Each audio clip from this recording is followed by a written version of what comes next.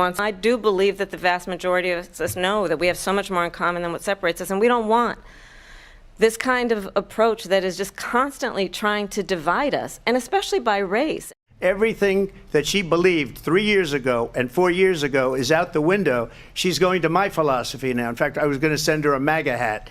She's gone to my philosophy. But if she ever got elected, she'd change it. And it will be the end of our country. She's a Marxist. Everybody knows she's a Marxist. Her father's a Marxist professor in economics, and he taught her well. She gave up at least 12 and probably 14 or 15 different policies. Like, she was big on defund the police. In Minnesota, she went out, wait a minute, I'm talking now, if you don't mind, please. Does that sound familiar? They have abortion in the 9th month.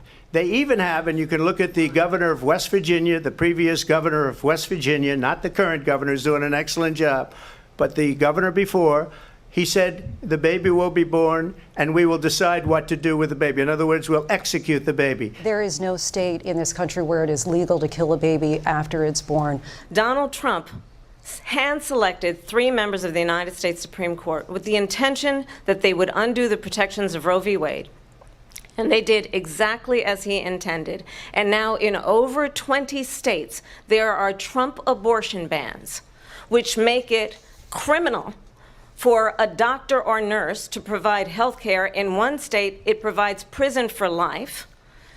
Trump abortion bans that make no exception even for rape and incest, which understand what that means. A survivor of a crime of violation to their body does not have the right to make a decision about what happens to their body next. That is immoral.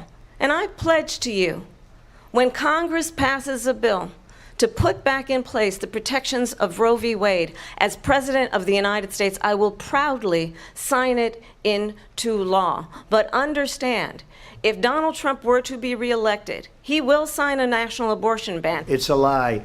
I'm not signing a ban, and there's no reason to sign a ban, because we've gotten what everybody wanted. Democrats, Republicans, and everybody else, and every legal scholar wanted it to be brought back into the states, and the states are voting.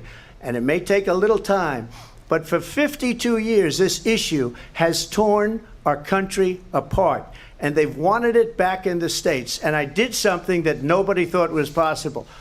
The states are now voting. What she says is an absolute lie.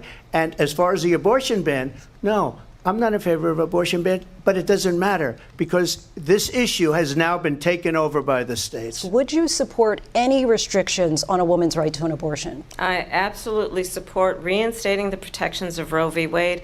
And as you rightly mentioned, nowhere in America is a woman carrying a pregnancy to term and asking for an abortion. That is not happening. It's insulting to the women of America. What we will do is we're looking at different plans.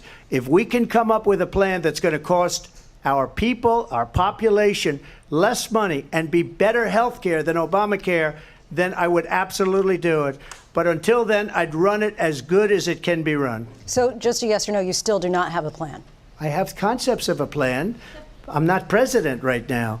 But if we come up with something, I would only change it if we come up with something that's better and less expensive. And there are concepts and options we have to do that. And you'll be hearing about it in the not too distant future. I'm going to actually do something really unusual, and I'm going to invite you to attend one of Donald Trump's rallies, because it's a really interesting thing to watch. You will see during the course of his rallies, he talks about fictional characters like Hannibal Lecter. He will talk about windmills cause cancer. And what you will also notice is that people start leaving his rallies early out of exhaustion and boredom. And I will tell you, the one thing you will not hear him talk about is you. You will not hear him talk about your needs, your dreams, and your desires. And I'll tell you, I believe you deserve a president who actually puts you first, and I pledge to you that I will.